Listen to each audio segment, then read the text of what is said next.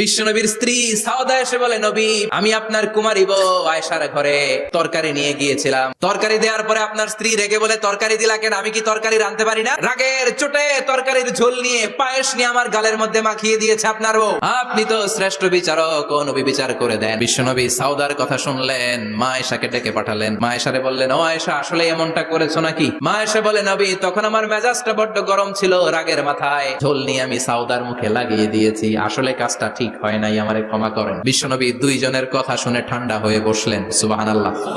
দুইজনের কথা শুনে বিশ্বনবী বললেন, আমার আদালতের রায় হচ্ছে কিসাস।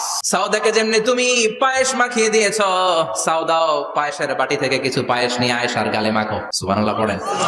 সাউদাও বিশ্বনবীর রায় অনুযায়ী বাটি থেকে পায়েসের ঝোল নিয়ে মা আয়েশার গালের মধ্যে মেখে দিলেন। মা আয়েশা কি আর করবেন, হেসে দিলেন। সাইয়েদাতুনা সাউদাও হাসলেন, বিশ্বনবীও হাসলেন। আরশের উপর থেকে খুশি হয়ে গেল কে?